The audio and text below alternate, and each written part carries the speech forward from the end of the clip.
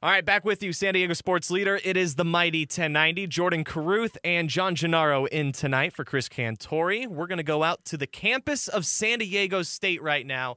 I believe standing right outside the Jam Center is assistant coach Dave Velasquez from San Diego State. He joins us right now on the mighty 1090. Obviously, it's been a very interesting time, busy time for San Diego State. Steve Fisher, that announcement last week, and the introduction of Brian Dutcher as the new head coach. We've been talking a lot about Steve Fisher, a lot about Brian Dutcher, but we have not talked about the other coaches, Coach Velasquez, Coach Hudson, and others, and we're going to talk with Coach Velasquez right now as he joins us. Coach, how we doing, sir? Excited. We had some kids visit this past weekend. That went really well, and now that we are moving forward towards a spring evaluation, trying to plan out our weekend, and we have another kid who I can't talk about coming to visit this next weekend. So trying to plan out our schedule for the next week and also at the same time get our guys ready for next season. They got done lifting today about an hour ago, and they're already right back at it, going hard every day. So it's been a really exciting time for us as much as anything right now. All right, Coach, I'm glad you brought up the visits because that's something I wanted to talk about. I know you can't name names. This is kind of a tricky subject for you because you're not allowed to do certain things here, but I'm still going to ask you about it. Without naming names, what are these visits like? When a potential transfer, when a high school kid comes in thinking about going to San Diego State, what are these visits like for them? You know, more than anything, you want to have them feel what San Diego State is all about. You know, we recruit high-level players, and so our facilities are second to none, but so are a lot of other places. And what we try to do on the visits is give them a feel for who we are as people, who our players are as people, and why we've been so successful over the past decade or so. And a lot of that has to do with the family atmosphere.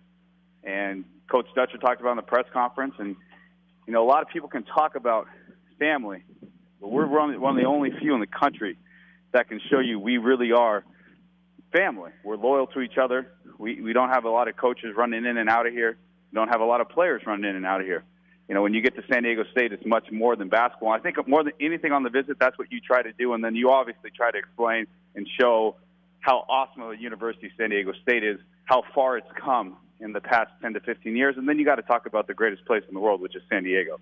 So you try to mix it all in through a weekend, and you only have 48 hours to do it, but we've been doing it so long together, we kind of have a formula for how we get things done on official visits. Coach, with Brian Dutcher sticking around to be the head coach, obviously the offense doesn't change too much. The defense doesn't change too much. You guys sort of know what the culture around the Aztecs is going to be. Does that make it easier to target a specific type of recruit? Are you guys looking at a certain position, a certain style of player to come in and join this team? I don't know if it's a certain style. I think more than anything else, it's a certain type of character of a player is the first thing. And then the other thing is, you know, they obviously have to be very talented, but where they would fit in with our group. You know, one thing we really don't do at San Diego State is stack people on top of other people at that same position. And I think that's where the transfer market, I think that's the one thing people don't want to talk about. Sometimes coaches have 2 point guards that are freshman and sophomore, and then they go bring in a third point guard. Well, someone's going to be unhappy, and there's not going to be a spot for that third guard, and that's where transfers happen a lot. So for us, a lot of it is opportunity, not just for the player, but for us to maybe get a guy with some size since we might not have any. You know, there's years in the past where we didn't have shooters, so we were out there looking for shooters that could really come in and score right away. And so it just depends on the year. But I don't think there's a certain style we look for. I think it's more of the opportunity we can offer. We're talking with Coach Dave Velasquez from San Diego State, assistant coach with Sdsu, went to San Diego State. You bring up the transfers, and it makes me think of Zylan Cheatham. We found out Friday that Zylan Cheatham will be transferring from the program. We don't know where he'll land quite yet, but we know that he will not be part of San Diego State next season. Were you surprised with the decision, and how does it change this team? I wouldn't say you were surprised. When you're around these kids, you're around them every single day. You know, I was fortunate enough to be able to recruit Zylan and be a part of the process and his decision-making to come here. And, you know, when he got here, you could kind of start to see it sometime in the middle of this season where, you know, Zylan might think he might be happier somewhere else, which is fine. And we're lucky to say that he's really the first guy that I've been around 15 years that transferred that had nothing to do with playing time It was more he felt he could be better elsewhere, which is totally fine. We're lucky that he's just the first one that's happened to. Again, says a lot about who we are as not only coaches but as people, that we're honest to these kids when we recruit them, and it's kind of on them to make sure it works. And we're not going to blow smoke and just talk just to say whatever the kid wants to hear to keep them here or to get them here. We're going to be honest and truthful throughout the entire process. Coach, I'm sorry, but I have to ask this question because you said you could see it kind of halfway through this season that maybe Zylan would be happier somewhere else. Do you think there's any chance that maybe he didn't go 100%, maybe he was protecting himself a little bit, knowing that he had a future beyond San Diego State that he was aiming for? And if so, do you think that at all contributed to the Aztecs not getting to where they wanted to be this season? Absolutely not. I don't think there was any of that. I think, if anything, a kid's trying to play better and better to get maybe more and more offers if they're thinking about leaving. I don't think anybody just folds it in because there's so much – basketball's so much bigger than that. And also, our guys have a really close relationship. And I think you can tell by Zylan's letter that he wrote after he decided to transfer, and it was public. And then also, you know, what he's doing on social media now with the pictures of his teammates. I mean, our guys are a very close group. They're a very close-knit group.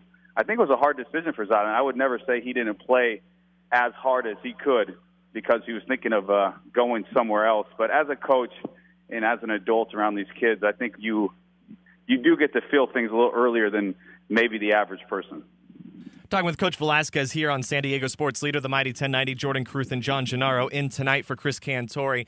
Coach, speaking about transfers, I remember the last coaches show I did. I sat down with Steve Fisher. We had a full-hour show, and we started talking about transfers. And Coach had a pretty strong opinion on the fifth-year senior transferring to a new program.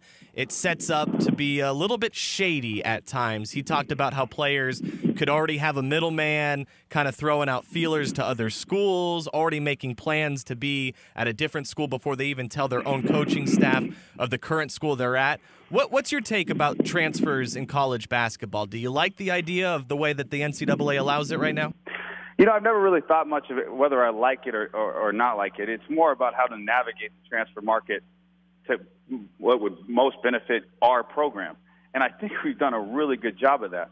We don't get Josh Davis, Xavier Thames year 2014, our last Sweet 16. We probably don't go 31-5. We probably don't make the Sweet 16. Josh Davis was at Tulane. He wanted to go somewhere where he could win and still be able to perform at a high level, which he was doing at Tulane. And he came here, and now Josh Davis calls San Diego home. He's getting married here on July 30th. And so for us, it's not just about the transfers having to come in and win us games. I think some guys are happier elsewhere, which is totally fine. It's what we just talked about with Zylan. There's no problem with that. And I think at San Diego State, we've done a good job of navigating the transfer market to not only help us, but also help the individual that has come and transferred to San Diego State. And I think Coach Fisher saw the transfer market being a place where they could really benefit from at San Diego State right when he took over. I mean, if you think about it, I mean, some of the best players he got early on were transfers from other programs. You know, Randy Holcomb, for example, didn't come right out of high school. You know, I think what you're able to do at San Diego State with the transfer market is not only just giving them a great university to transfer to and a great basketball program, but an incredible city to live in to spend their last few years of college at. So I think for us, it's not whether or not we like the transfer market. I think there's obviously some morally wrong things that happen in any type of recruitment in basketball. But for the most part, all you try to do is navigate the transfer market to best benefit your program. Okay, Coach, you've done a great job about talking about other players, other coaches. I want to talk about you for a second. Coach Fisher leaves. Brian Dutcher goes from being the AHC, HCIW to being the head coach. And I imagine that means everyone else gets a promotion too. So how have your responsibilities changed in the last week? How have other people's? Is everyone moving up and taking on a little bit more? Absolutely. I just think, you know, a little bit greater responsibility. It's been very nice to have Coach Fisher be the head man and really a safety blanket for all of us for a long, long time. And I think now, you know, even starting with Coach Dutcher and moving on down to me, I just think greater responsibility, greater sense of urgency, if you will, in everything we're doing, from recruiting to our own players to, you know, really bouncing back after a very disappointing season for us. And it's not just the fans that were disappointed. Everyone that's involved with this program was disappointed in how this season turned out. And we have to get better. We have to make improvements, and we have to do it today so that we'll see the benefits. You'll see the benefits in November of next year. But for right now, I think it's a greater sense of urgency for all of us involved with the program, knowing that, big-time college basketball, you don't get that long leash that you used to be given nowadays. It's a short leash, and you have to perform, and it really comes down to how it looks on the scoreboard at the end of the day.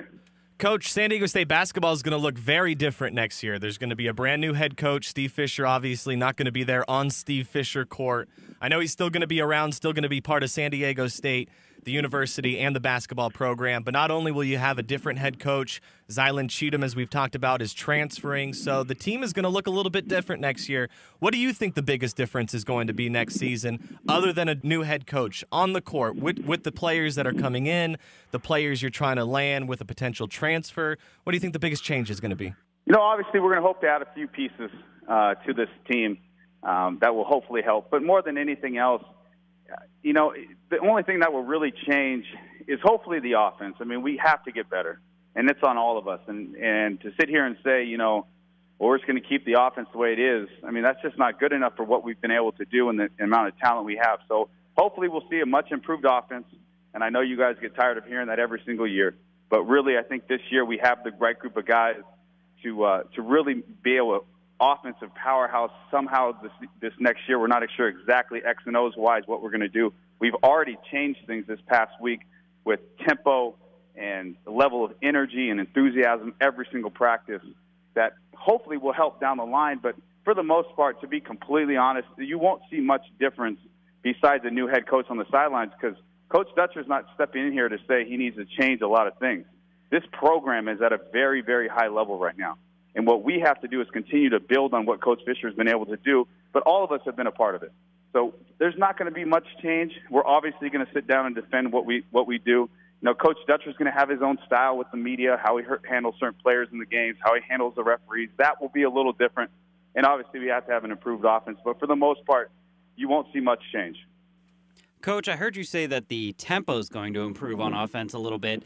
And just from my sort of amateurish eyes, I've always thought Jeremy Hemsley was a fantastic half-court player, but maybe not the guy to be leading a fast break. Some guys have certain strengths, some guys have certain weaknesses.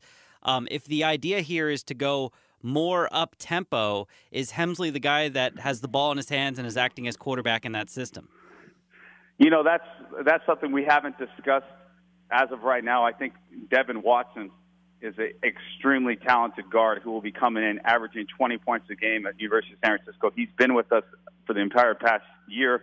He's been outstanding in practice. I think to be able to play those three guards will be really fun to watch. You have Hemsley, you have Watson, you have Trey Kell. They can all play point guard. They can all score the ball. So to play that group together. Or there'll be times where do we move Malik Pope to the three, and maybe you'll have Max Hosel or Jalen McDaniels at the four with Nolan Arain at the five. There's going to be so many different options that we can play that, I don't know about certain guys. I don't know if Jeremy's going to be the guy leading it. Now, that will be Jeremy's responsibility. Jeremy will let us know by his actions on the floor whether or not that will be him. But I know one thing, when you go 19-14, and our guys have talked a lot about this, nobody's spot is safe. And I think that's a great thing to have healthy competition to earn your spots, to earn your minutes, I think is extremely important. And that's what brings out the best in players and teams. So open competition going to be a theme this offseason? Big time. We're already doing it. We compete in everything we're doing right now. Even when we do one-on-0 drills in practice, we're competing. There's a number that we're trying to get. If they don't get it, they got to run. And we're also playing a lot of 2-on-2 and 3-on-3 right now, which also breeds a lot of competition. We're keeping track of who wins and who loses because it's important to have to make a winning play. That will translate in November and December to hopefully wins on the floor. Coach, great stuff. We really appreciate your time. Thanks for making it outside the Jam Center. Oh, thanks, guys. I appreciate it.